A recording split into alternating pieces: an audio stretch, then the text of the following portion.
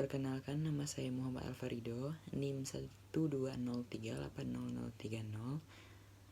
Di sini saya akan mempresentasikan beberapa topik mata kuliah Sejarah Desain Komunikasi Visual. Sejarah seni rupa di Indonesia.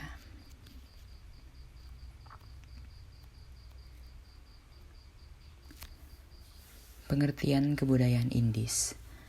Istilah Indis mengacu pada kebudayaan dan gaya hidup masyarakat pendukungnya yang terbentuk semasa kekuasaan pemerintahan Hindia Belanda di Indonesia. Gaya Indis merupakan gaya seni yang berkembang sekitar abad ke-18 di wilayah Nusantara sebagai wilayah koloni dari Belanda. Gaya ini masih dirasa pengaruhnya hingga sekitar pada tahun 1950-an. Latar belakang kebudayaan Indis.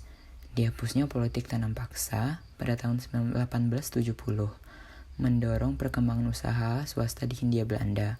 Hal ini mengakibatkan ledakan arus imigrasi pekerja Belanda dan keluarganya, juga urbanisasi penduduk dari luar Batavia yang mencari pekerjaan.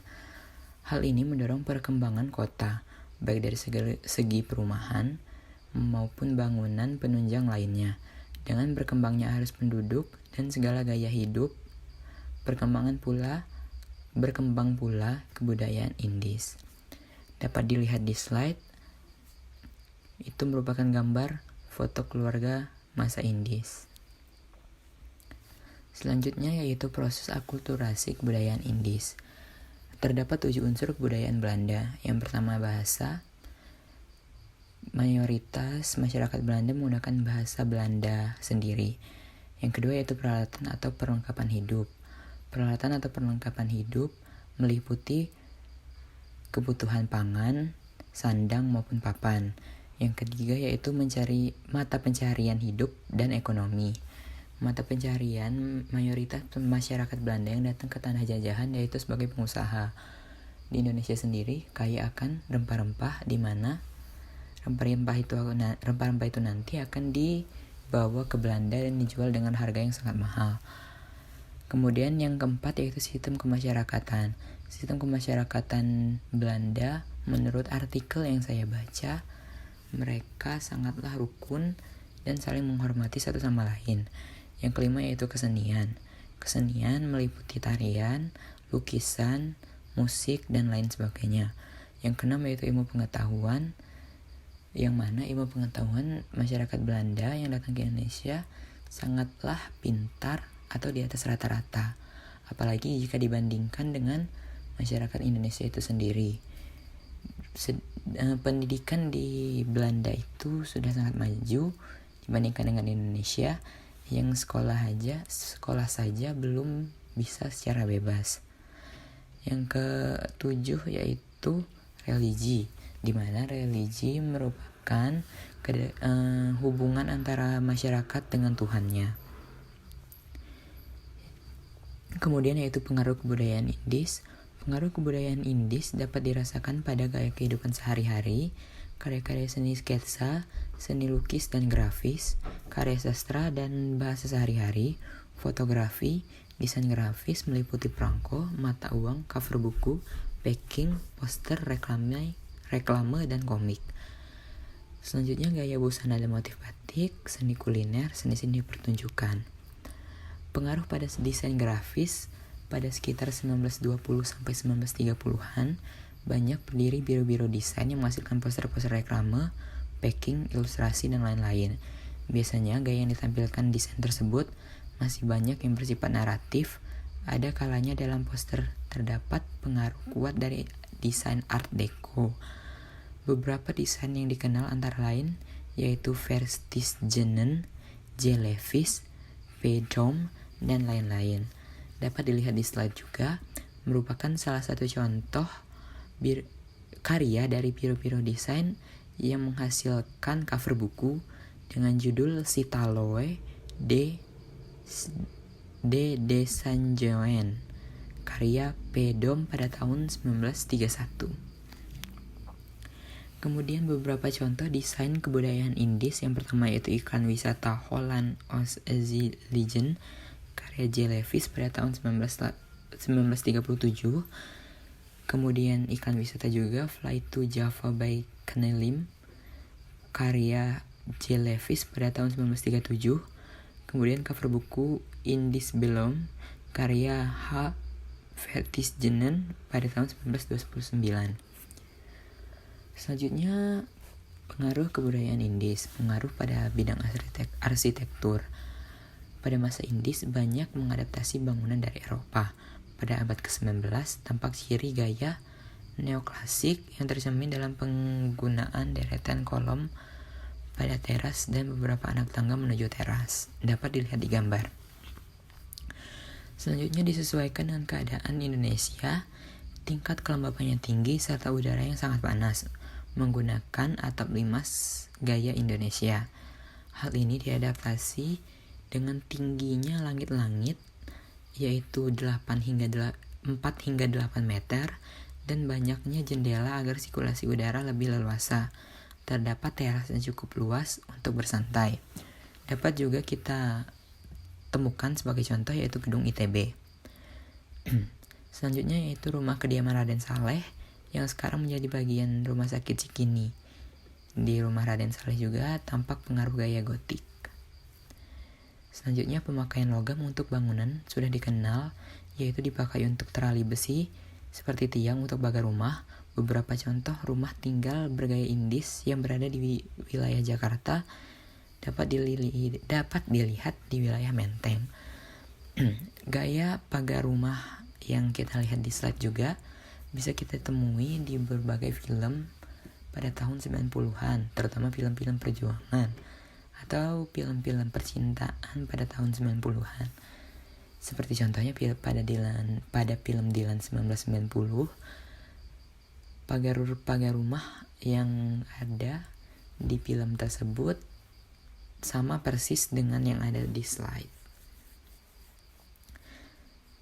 Selanjutnya periode awal seni modern.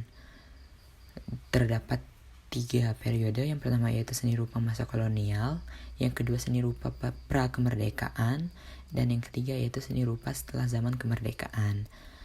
Latar belakang awal seni modern yaitu selama masa penjajahan terdiri atas kesenjangan dalam perkembangan kesenian Indonesia yang disebabkan karena tidak ada minat dari pihak penjajah untuk mengembangkan kesenian Indonesia, lemahnya pendukung kesenian dari para raja Indonesia, corak dan sistem kolonial. Latar belakang juga yaitu setelah adanya politik etis dan pemerintahan Hindia Belanda baru ada usaha-usaha yang bersifat kultural. Akan tetapi hal itu masih dipertimbangkan keuntungannya pihak penjajah. Antara lain yaitu yang pertama pemugaran benda-benda purbakala seperti candi, keraton lama, dan berdirinya dinas purbakala, pendirian museum-museum, dan penulisan atau penelitian bidang sastra lama Jawa dan bidang antropologi. Pemerintahan Belanda mengundang seniman-seniman dari Eropa untuk mendokumentasikan pemandangan alam dan kehidupan sehari-hari di kolonial Belanda. Tren semacam ini juga terjadi di koloni milik Inggris, Prancis, Portugis di Asia, yang sejak abad 17 pemandangan kota dan alamnya digambarkan pada lukisan-lukisan cat minyak. Lukisan pemandangan seperti ini berlanjut hingga abad ke-19 dalam bentuk naturalisme. Salah satu tokoh karya seni modern yaitu Raden Saleh. Kemampuan menguasai gaya seni barat memulai perkembangan seni modern di Indonesia. Kesempatan tersebut diperoleh Raden Saleh Sari Bustaman yang mendapat kesempatan untuk belajar melukis di Belanda sekitar awal abad ke-19 dan nama serta hasil karyanya pun diakui oleh dunia. Beliau merupakan seniman Indonesia pertama yang mampu menguasai gaya romantik yang tren di Eropa selama abad 19. Karena Raden Saleh memperlihatkan potensi yang luar biasa pada bidang seni, dan Inspektur Budaya Belanda saat itu membutuhkan asisten untuk mempelajari kebudayaan Jawa, maka Raden Saleh dikirim untuk belajar seni. Raden Saleh belajar dari Cornelius Krusman dan Andreas Schelfhout.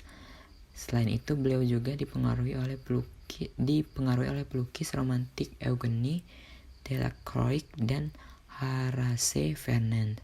Gaya romantik biasanya menggambarkan tema-tema heroik dan situasi dramatik dengan penggambaran yang naturalistik dan komposisi dinamis.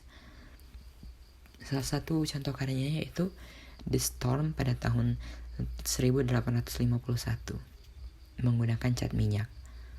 Selain itu juga seniman romantisme yang banyak mempengaruhi karya Raden Saleh yang telah saya sebutkan tadi.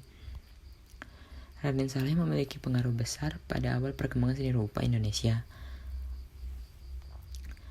Ia mampu mengekspresikan individualisme dan kreativitas dalam karya lukisannya. Pada masa itu, seni lukisan Indonesia masih merupakan perulangan dari seni-seni tradisional yang berisi tema-tema mitologis maupun religi.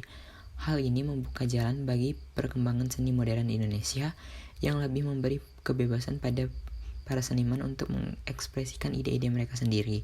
Sayangnya, setelah beliau wafat, tidak segera diikuti dengan perkembangan seni modern lebih lanjut.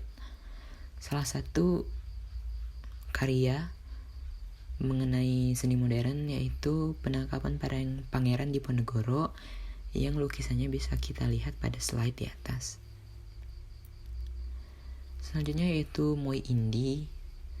Pengertian Moi Indi, istilah Moi Indi digunakan untuk menggambarkan gaya dan tema seni kolonial Belanda pada tahun 1925 hingga 1938 yang menggunakan pendekatan naturalistik dalam seni modern Indonesia.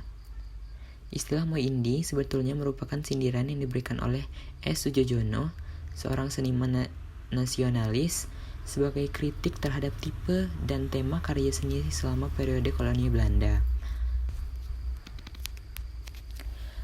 Latar belakang Moi Indi. Sepeninggalan Raden Saleh pada tahun 1877, terdapat kontinuitas dari aktivitas seni lukis. Namun perkembangannya tidak terlalu cepat. Murid-murid Raden Saleh kurang begitu berhasil meneruskan gaya lukisan Raden Saleh. Sehingga dapat dikatakan bahwa Moi Indi bukanlah merupakan kelanjutan secara langsung dari kegiatan seni Raden Saleh. Sampai akhirnya pada awal abad ke-20, sekitar 50 tahun setelah Raden Saleh, barulah muncul pelukis-pelukis baru yang kemudian mencerminkan gaya naturalis. Gaya inilah yang menjadi salah satu pencetus modernisasi seni di Indonesia dan mulai berkembang dengan cepat. Untuk merekam pemandangan dan kebudayaan Indonesia, pemerintahan kolonial Belanda mengundang beberapa pelukis dan ilustrator akademik dari Eropa. Mereka menghasilkan banyak lukisan dan gambar naturalis yang kemudian diikuti oleh seniman-seniman Indonesia. Akhir abad ke-19, banyak pelukis Eropa, bukan hanya Belanda, datang ke Indonesia. Mereka tertarik pada kabar tentang pemandangan dan kebudayaan Indonesia yang eksotis. Beberapa dari mereka bahkan memutuskan untuk menetap di Indonesia. Mereka membawa pengaruh gaya natural pada seniman Indonesia modern. Lukisan pemandangan menjadi sangat populer di kalangan pemerintahan kolonial Belanda, khususnya untuk kenangan-kenangan selama masa pendudukan Hindia Belanda. Hal ini juga yang menekankan rasa romantisme pada saat melukis lukisan Indonesia. Latar belakang pendudukan bangsa Barat, khususnya Eropa di Indonesia, menciptakan figur-figur manusia yang dilukiskan secara eksotis. Perkembangan gaya lukisan Barat turut memberi pengaruh pada perkembangan Moi Indi. Selain gaya romantik, beberapa pelukis mendapat inspirasi dari gaya impresionis, post-impresionis, serta ekspresionisme. Namun, S. Sujojono mengkritik gaya Moi Indi. Selain memberikan nama sindiran kepada aliran ini, S. Sujojono juga memberikan kritik pedas lainnya. Seperti seni seperti ini tidak mencerminkan kenyataan bangsa. Seniman harusnya tidak hanya melukis tentang keindahan, tetapi juga melukis tentang kehidupan masyarakat nyata. Tema-tema lukisan yang dangkal dan hanya cocok untuk promosi wisata. Seniman-senimannya akan segera kehabisan ide lukisan. Itu merupakan kritik yang dikeluarkan oleh S. Sujojono. Moi Indi memiliki dua kelompok, yaitu yang pertama seniman Eropa yang tinggal di Indonesia. Kebanyakan mendapat pendidikan dalam bidang seni dan mengikuti gaya naturalis yang berkembang di Eropa saat itu. Mereka terkesan dengan pemandangan tropis yang menurut mereka menyajikan atmosfer yang eksotis. Secara eksklusif mereka membentuk klub seni yang disebut Kunstwerking atau lingkaran seni. Kunstring atau lingkaran seni. Mereka juga banyak menyelenggarakan pameran. Beberapa senimannya antara lain yaitu Theo Mayer, Roland Sterschers, dan lain-lain. Yang kedua yaitu kelompok seniman Indonesia yang meskipun memiliki keahlian tinggi, status mereka masih dipandang rendah. Mereka belajar seni dari guru berkebangsaan Belanda dan menunjukkan kecenderungan seni yang bersifat akademis. Mereka menggunakan teknik-teknik yang serupa dengan gaya naturalis Raden Saleh, tapi dengan intensitas yang lebih ringan. Mereka bekerja secara terpisah, misalnya Abdullah S. di Bandung, Pringadi di Jakarta, dan Wahidi di Sumatera Barat. Beberapa di antaranya menjadi guru sebagai pelukis generasi berikutnya, seperti Basuki Abdullah, Lee Man Fong, S. Suryo, dan lain-lain. Sayangnya, kelak para seniman nasionalis menuduh mereka sebagai bagian dari pemerintahan Belanda dan mencerminkan mentalitas Belanda. Kelompok seniman Muindi, seperti kita lihat di slide berikut adalah beberapa contoh lukisan Muindi. Lembah dan tebing yang dilukis oleh Wahidi, dan dua di antaranya yang dilukis oleh Abdullah S. dan Wahidi juga. Hasil seni Muindi salah satunya yaitu Balinese Beauty karya Basuki Abdullah dan Penjual Rujak karya Lee Man Fong.